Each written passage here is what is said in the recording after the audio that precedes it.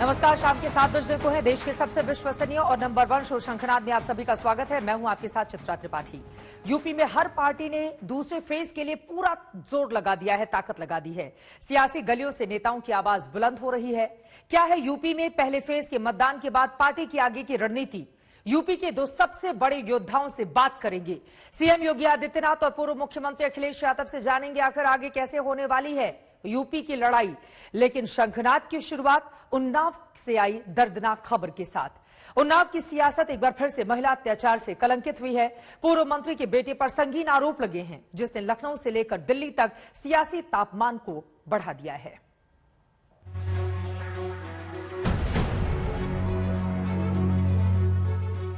उन्नाव की जमीन एक बार फिर महिला पर दरिंदगी से कलंकित हुई। दरोगा जी को फोन किया, प्रेम नारायण दीक्षित को फोन नहीं उठाया, स्विच ऑफ कर लिया फोन। खाकी एक बार फिर धब्बों से मैली हुई। दबाव रहा है, बहुत पैसा का आज हमारे दामाद के अस्पताल में तलाशी ली नहा से। 4 फीट का ये गड्ढा पूरे सिस्टम पर सवाल खड़े कर रहा है। मां जिस बेटी को 2 महीने से गांव के कोने कोने में तलाश रही थी, वो इस गड्ढे में दबी पड़ी थी, लाश बनकर। आश्रम के नाम पर खड़ी एक रईसजादे की 3 मंजिला कोठी का पिछवाड़ा एक दलित की बेटी की कब्र बन गई। उन्नाव से 2 महीने से ज्यादा पहले लापता हुई लड़की का शव दिव्यानंद आश्रम के पास में पुलिस ने बरामद किया है। मौजूद है उसी जगह पर जहां पर कड़ी पूछताछ के बाद में आरोपी के बयान के बाद में यहां पर ये शव को रिकवर किया गया है। ये जो जगह है, यहां पर पुलिस ने खुदाई करके 2 महीने पहले लापता हुई दलित युवती के उस शव को बरामद किया है, जिसका आरोप है कि सपा सरकार के पूर्व राज्य मंत्री के बेटे ने उसकी हत्या कर दी और उसके बाद में उसे यहां पर दफन कर दिया। समाजवादी पार्टी में मंत्री रहे स्वर्गीय फतेह बहादुर सिंह के बेटे राजौल सिंह पर संगीन आरोप लगे हैं। परिवार का आरोप है कि उनकी बेटी को 2 महीने तक बंधक बनाया, फिर उसकी हत्या कर दी। हम पहले प्रेम नारायण दीक्षित को लेके आए थे, पूरा आश्रम खोल के दिखा दिया। ये कोठी जो 3 मंजिल की नहीं दिखाई, कहने लगे इससे कोई मतलब नहीं है, ये इस पे चल रहा मुकदमा और इसी में मेरी लड़की बंद थी। हमने दरोगा जी को फोन किया, प्रेम नारायण दीक्षित को फोन नहीं उठाया, स्विच ऑफ कर लिया फोन। अगर ये आ जाते मेरे साथ में तो मेरी लड़की जिंदा मिल जाती। 2 महीने से परिवार इंसाफ के लिए दर दर ठोकरें खा रहा था। 8 दिसंबर को बेटी की गुमशुदगी की रिपोर्ट लिखाई, लेकिन परिवार का आरोप है कि बिना पैसों के पुलिस काम करने को तैयार नहीं थी। बेटी की तलाश करती मां को जब पुलिस से कोई उम्मीद नहीं मिली, तो वो 24 जनवरी को समाजवादी पार्टी अध्यक्ष अखिलेश यादव से गुहार लगाने लखनऊ पहुंच गई। उसे उम्मीद थी कि अखिलेश यादव के दबाव से उसकी बेटी उसे वापस मिल जाएगी। जहां मां ने आत्महत्या की कोशिश भी की, मामले ने तूल पकड़ा तो पुलिस ने आरोपी राजौल सिंह को गिरफ्तार तो कर लिया, लेकिन लड़की की तलाश में उसकी कोई दिलचस्पी नहीं दिखी। पुलिस वालों ने आपकी सुनी नहीं, दरोगा ने आपकी सुनने के हो ना, दरोगा तो बदल ही करा के चला गया। जब बिटिया फंसी गई, फंसा देने आपको लग रहा है कि दबाव में कार्रवाई की, कोई इसीलिए कार्रवाई नहीं कर रहे थे? दबाव रहा है, बहुत पैसा का आज हमारे दामाद के अस्पताल में तलाशी ली नहा से। परिवार का आरोप है कि उनकी बेटी को समाजवादी पार्टी में मंत्री रहे स्वर्गीय फतेह बहादुर सिंह के बेटे राजौल सिंह ने उन्नाव के एक आश्रम में 2 महीने तक बंधक बनाकर रखा था। इसी आश्रम के बाहर दीवार के पास उसका शव मिला है। ये दिव्यानंद आश्रम है जो बनवाया था पूर्व मंत्री फतेह बहादुर सिंह ने ही, जिनके बेटे पर आरोप है कि उसने ही इस पूरी घटना को अंजाम दिया है। और ये पूरा जो आश्रम है यहाँ पे पूरा फैला हुआ है। इसके साथ से आप देखेंगे सामने बाउंड्री के उधर तक जहां पर शव बरामद हुआ, वो जगह भी फतेह बहादुर सिंह जो कि अब नहीं रहे, उनके नाम पर है। यानी कि ये पूरा जो जगह है वो कहीं ना कहीं सीधे तौर पर उन्हीं की है, और ये जो आश्रम संचालित होता है दिव्यानंद आश्रम, वो भी उन्हीं की जगह पे है। हमें पहली बार जब पुलिस आई थी आश्रम में, तो हमको उनके द्वारा सूचना मिली थी कि कोई इस तरह की घटना हो गई है, किसी लड़की का अपहरण हो गया है। तो वो लोग आए थे कि हम आश्रम देखना चाहते हैं, तो हमने उनसे कह दिया था कि कब आई थी, पहली बार कब आए थे? अब हमको बेटा डेट नहीं याद है। परिवार ने कई बार आश्रम खुलवाने की गुहार लगाई। पैसे और ताकत के आगे इंसाफ पौना साबित हुआ। पुलिस इंसाफ के नाम पर परिवार से पैसे ऐंठती रही है। हमारी लड़की की लाश दिव्यानंद आश्रम में मिली है और उस समय जब दिव्यानंद आश्रम में लड़की हमारी कैद थी तब प्रेमनाथ दीक्षित दरोगा थे यहाँ, उन्होंने दरवाजा नहीं खुलवाया था। उन्हीं का हाथ है प्रेमनाथ दीक्षित ने और रजोल सिंह ने मिलकर हमारी लड़की को मरवा दिया है। 3 डॉक्टरों की टीम ने युवती का पोस्टमार्टम किया है। पोस्टमार्टम रिपोर्ट में लड़की की मौत की वजह गर्दन दबने से बताई गई है। शव की गर्दन की हड्डी भी टूटी हुई है। शव के सिर पर चोट के 2 निशान हैं। पोस्टमार्टम रिपोर्ट के मुताबिक लड़की के साथ मारपीट भी की गई थी। कुछ भी नहीं बदला इस शहर में, बस चेहरे बदले, नाम बदले, ना पुलिस का रवैया बदला, ना ही महिलाओं के साथ हो रही दरिंदगी का सिलसिला। ये वही उन्नाव है जो पिछली बार बीजेपी विधायक कुलदीप सिंह सेंगर की दरिंदगी से कलंकित हुआ था। इस बार आरोपों के घेरे में समाजवादी पार्टी के नेता का परिवार है। पुलिस उस वक्त भी इंसाफ के साथ खड़ी नहीं हुई। पुलिस इस बार भी सवालों के घेरे में है। अब बस लापरवाही के नाम पर सस्पेंड का खेल शुरू हो गया है। इसमें जो भी देरी हुई है और जो इसके दोषी पुलिस अधिकारी कर्मचारी थे उनके विरुद्ध प्रारंभिक जांच चल रही है। पुलिस अधीक्षक उन्नाव द्वारा कोतवाली के थाना प्रभारी को इसी बात पे निलंबित कर दिया गया है और इसमें आगे भी विभागीय कार्रवाई में जो भी दोषी पाया जाएगा उसके खिलाफ दंडात्मक कार्रवाई की जाएगी। मौसम चुनावी है तो मामला सियासी हो चुका है। बीजेपी के नेता अब समाजवादी पार्टी पर हमलावर हैं। ये जिनके बारे में कहा जा रहा है कि वो समाजवादी पार्टी में हैं, वो 4 साल पहले उनका देहांत हो चुका था। आखिरकार पुलिस ये बताए जब तहरीर दी गई थी, आखिरकार इतने दिन कैसे लगे पुलिस को ढूंढने में? पुलिस सख्त से सख्त कार्रवाई पहले भी कर सकती थी। और एक माँ हाथ फैलाने गई थी अखिलेश यादव जी के सामने कुछ दिन पहले कि समाजवादी पार्टी के नेता ने उसकी बेटी का अपहरण कर लिया। गुहार लगा रहे थे अपनी बेटी को छुड़वाने, लेकिन उस मां को क्या पता था कि दुखद समाचार उसको मिलेगा। उन्नाव की गूंज एक बार फिर संसद की गलियों तक पहुंची, जहां विरोधियों ने योगी सरकार पर सवालिया निशान खड़े कर दिए।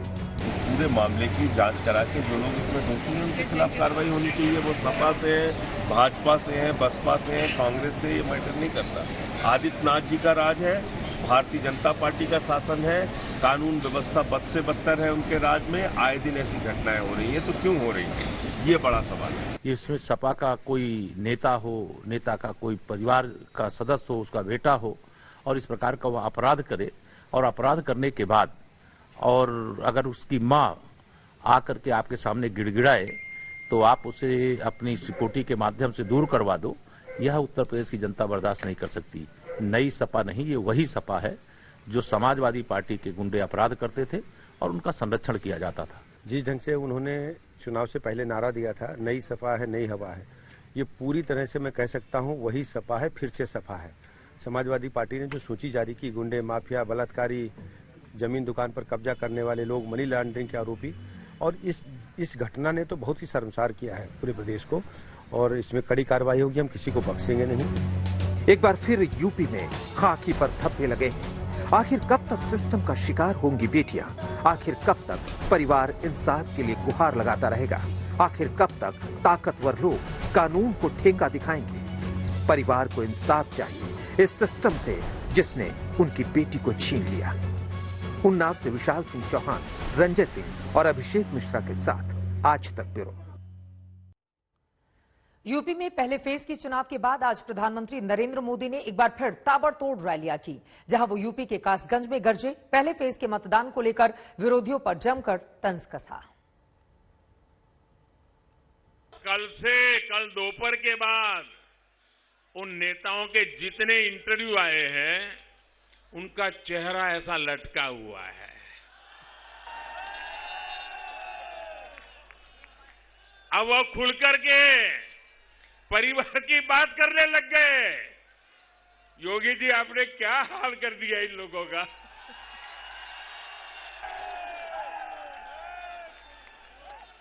और आप देखिए, जो बात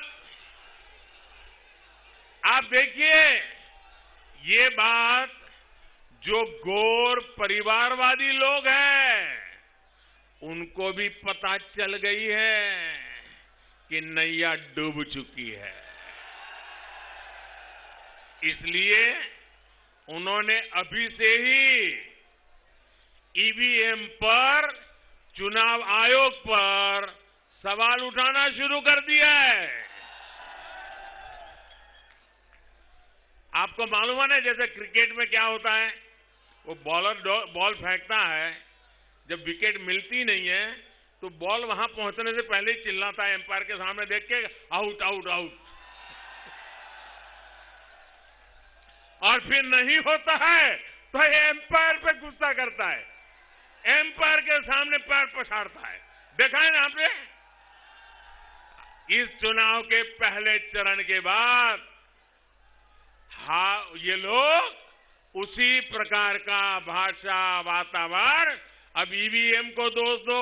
अरे जनता जनार्दन आपको स्वीकार करने के लिए तैयार नहीं है। अब उत्तर प्रदेश को गुंडा राज नहीं चाहिए। मुख्यमंत्री योगी आदित्यनाथ बरेली में हैं। बाकी चरणों के मतदान के लिए लगातार प्रचार प्रसार कर रहे हैं। आपको बता दें, बरेली में 14 फरवरी को दूसरे दौर के लिए मतदान होना है। उनसे बातचीत कर रहे हैं हमारे संवाददाता कुमार अभिषेक। जो जबरदस्त समर्थन भारतीय जनता पार्टी के प्रत्याशियों को जनता जनार्दन का प्राप्त हुआ है, यह भारतीय जनता पार्टी की डबल इंजन की सरकार के द्वारा जो सफलता प्राप्त की गई है,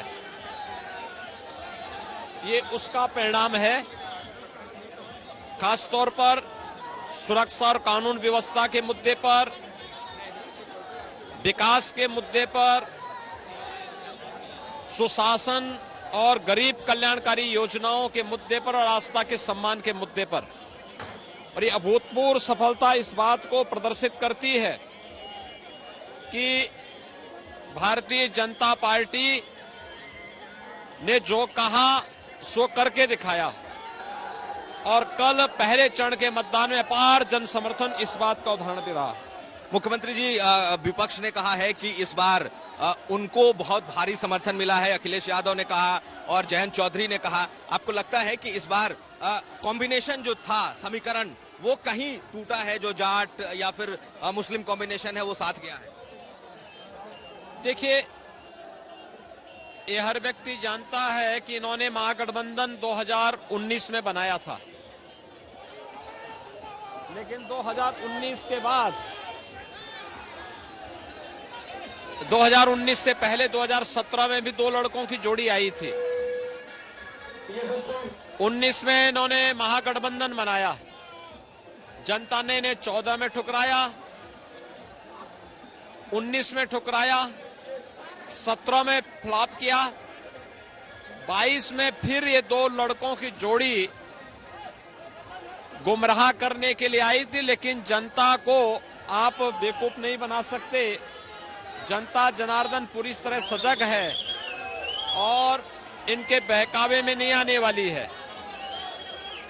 जनता तय कर चुकी है, मोदी जी के नेतृत्व में भारतीय जनता पार्टी की डबल इंजन की सरकार जो उन्हें सुरक्षा दे सके, दंगों से मुक्त कर सके, अराजकता और किसी भी प्रकार की व्यवस्था से मुक्त कर सके, उस प्रकार की सरकार देने के लिए भारतीय जनता पार्टी को अपार जन समर्थन जनता जनार्दन का मिल रहा है। और कल पहले चरण के मतदान में सब चीजें देखने को मिले हैं। मुख्यमंत्री जी, एक हिजाब विवाद सामने आया है, आपको क्या लगता है? क्योंकि देखिए, देश की व्यवस्था संविधान से चलेगी। भारत का संविधान हर एक व्यक्ति को उसके मौलिक अधिकार के साथ साथ मौलिक कर्तव्यों का भी एहसास कराता है। और मुझे लगता है कि हमें देश के संविधान को के अनुसार व्यवस्था का संचालन करना चाहिए। शरीयत के अनुरूप चलाने का कोई भी गलत प्रयास न समुदाय के हित में है न देश के। उत्तर प्रदेश के मुख्यमंत्री योगी आदित्यनाथ को आप सुन रहे थे। वहीं आज अखिलेश यादव आजम खान की जमीन रामपुर में गरजे। वहां पर भी दूसरे फेज में 14 फरवरी को वोटिंग होनी है। उनसे बातचीत की हमारे संवाददाता कुमार अभिषेक ने। पहले चरण का चुनाव खत्म हो चुका है और अब दूसरे चरण की तैयारी है। अखिलेश यादव रामपुर पहुंचे हैं और रामपुर में आजम खान और अपनी पार्टी के लिए प्रचार करेंगे। स्वागत है सर आपका। पहले चरण का चुनाव खत्म हो गया, क्या है आपका आकलन समाजवादी पार्टी और गठबंधन? देखिए, पहले चरण में ही जनता ने भारतीय जनता पार्टी को सबक सिखा दिया है और जो हवा चल रही है उसमें भारतीय जनता पार्टी का सफाया होना निश्चित है। भारतीय जनता पार्टी का पहले चरण से ही सफाया होना शुरू हुआ है, सेकंड चरण में और ज्यादा सफाया होगा और लगातार इसी तरीके से उत्तर प्रदेश से भारतीय जनता पार्टी का सफाया होना निश्चित है। तो आपका और जयंत चौधरी की जो जोड़ी है ये हिट रही इस मैं ये कह सकता हूं कि समाजवादी पार्टी का जो गठबंधन है, जिन क्षेत्रीय दलों को साथ ला करके गठबंधन किया है, उस गठबंधन का समर्थन जनता कर रही है। सर आप रामपुर आए हैं और रामपुर में आजम खान का चुनाव है, उनके बेटे का चुनाव है, आपकी पार्टी का चुनाव है। रामपुर में आजम खान जी जेल में है इस वक्त। आदरणीय आजम खान साहब और अब्दुल्ला काफी दिन जेल में रहे। अब्दुल्ला आज हमारे साथ हैं। भारतीय जनता पार्टी जो आजम खान साहब काम करना चाहते थे, जिस तरीके की यूनिवर्सिटी बनाने का काम हुआ, उनकी जो सोच है तरक्की की कि यहाँ के लोग पढ़ लिख जाएं, आगे की पीढ़ी पढ़ेगी, जो यहाँ का विकास है, जो खुशहाली लाने का काम उन्होंने रामपुर में किया, उसके खिलाफ भारतीय जनता पार्टी के लोग हैं। और इस बार रामपुर की जनता ये जो विकास, खुशहाली, यूनिवर्सिटी, कॉलेज, उनका योगदान जो हुआ है उसके पक्ष में और भारतीय जनता पार्टी ने जो अन्याय किया उसके खिलाफ मतदान करने जा रही है। आजम खान और उनके बेटे जीतेंगे? दोनों लोग तो जीतेंगे। सर, एक घटना घटी है उन्नाव में और उसमें कहा गया कि आपके सरकार में वो मंत्री थे और उनके खेत से एक दलित लड़की की लाश मिली है और इस पर बहुत हंगामा इस वक्त छिड़ा हुआ। देखिए, मेरी जानकारी में अभी जब आया है, मैं ये बताना चाहता हूं कि जिस पर आरोप है उससे समाजवादी पार्टी का कोई नाता नहीं है। पुलिस प्रशासन कड़ी से कड़ी कार्रवाई करे और जहां तक जो समाजवादी पार्टी में वो 4 साल पहले मर चुके हैं, 4 साल पहले उनका देहांत हो चुका है। उनके जिन पे आरोप है बेटे पर, वो पार्टी के किसी भी संगठन में, किसी भी पद पर और कोई सदस्य पार्टी के नहीं है। मैं तो ये कहूंगा कि पुलिस आखिरकार क्यों इंतजार कर रही थी? जिस समय एफआईआर दर्ज हुई और एफआईआर दर्ज जब हुई और कार्रवाई आज की, क्या पुलिस सोती रही? आखिर उत्तर प्रदेश की पुलिस कानून व्यवस्था को बेहतर करेगी कि नहीं करेगी? एफआईआर दर्ज होने के कितने दिनों बाद कार्रवाई हो रही है, ये जिम्मेदारी किसकी थी? सर, एक सवाल और कल जिस तरीके से जयंत चौधरी जी ने कहा, पता है कि बीजेपी हार रही है। मैंने इंटरव्यू देखा है आपका और जिसमें आप इंटरव्यू ले रहे थे, किसानों ने इस बार भारतीय जनता पार्टी को हटा दिया। चलिए एक सवाल का जवाब दे दीजिए। और आपके चाचा शिवपाल जी भी चुनाव मैदान में हैं और ये कहा जा रहा है कि आपने सिर्फ एक सीट दी और उनके लोगों को सीटें ये समय इस बात का चर्चा का नहीं है कि कौन कितना सीट पाया है।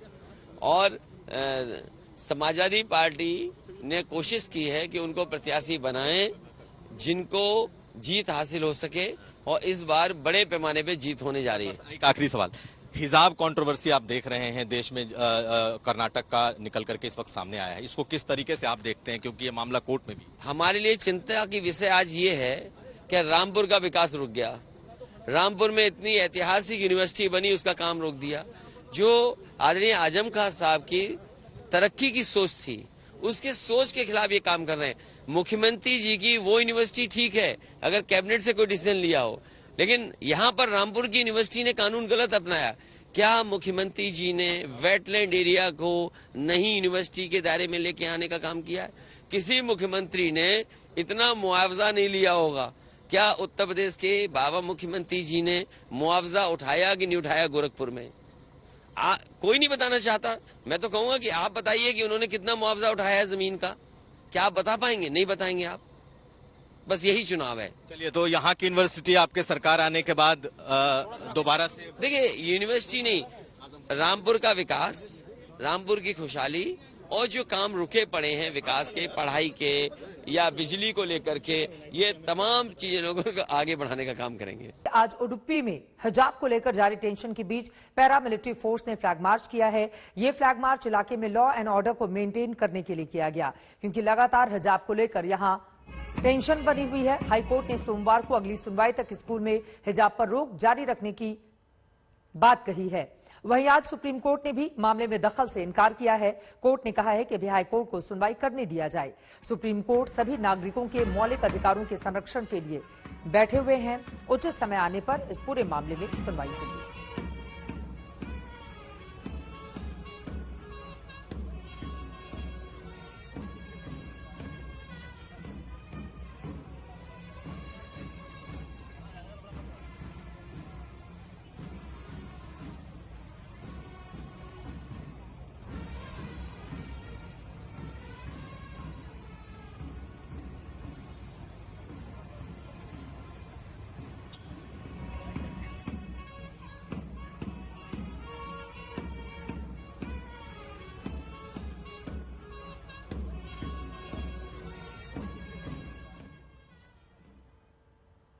हिजाब विवाद पर सियासी आरपार भी शुरू हो गई है। लगातार राजनीतिक बयानबाजी हो रही है। यूपी में चुनाव है तो राजनीतिक मोर्चे पर जबरदस्त तनाव है। जब कोर्ट ने प्रतिबंध लगा दिया, ये कट्टरपंथी पूरे देश में, उत्तर प्रदेश अलीगढ़ से लेके आजमगढ़, सारे जगह, जौनपुर, आजमगढ़, महाराष्ट्र मालेगांव, पूरे दिल्ली, ये क्या है? ये सोची समझी रणनीति है। PIF जैसी संस्था जिस पर कहीं केरल ने रोक लगाई है, और ये लोग जानबूझ करके पूरे देश में भारत को बदनाम करने की कोशिश कर रहे हैं। पाकिस्तान की एंट्री हो गई। आज इसीलिए देश में जरूरत है एक देश एक कानून, कॉमन सिविल कोड होनी चाहिए। हिंदुस्तान जो है वो विविधता में एकता वाला देश है। हम यूनिटी इन डाइवर्सिटी वाले देश हैं। विविधता में एकता भारत की विशेषता, ये कहा जाता है भारत के बारे में। यहाँ अलग अलग जातियों, अलग अलग धर्मों, अलग अलग भाषाओं को मानने वाले लोग हैं। उनके परिधान भी अलग अलग हैं। आप नॉर्थ ईस्ट में जाएंगे, वहां के लोग अलग तरह का कपड़ा पहनते हैं। आप साउथ में जाएंगे, वहां के लोग अलग तरह का कपड़ा पहनते हैं। आप राजस्थान में जाएंगे, वहां के लोग अलग तरह का कपड़ा पहनते हैं। आप यूपी बिहार में जाएंगे, वहां अलग तरह का कपड़ा पहनते हैं। आप पंजाब जाएंगे, वहां अलग तरह का कल्चर है, कपड़ा है। आप बंगाल जाएंगे, उड़ीसा जाएंगे, वहां अलग तरह का कपड़ा कल्चर है। आप कौन होते हैं ये तय करने वाले, कौन क्या पहनेगा नहीं पहनेगा? आप कौन है भाई? आप कौन है? किसने आपको अधिकार दिया? क्या इस देश के संविधान ने आपको ऐसा अधिकार दिया है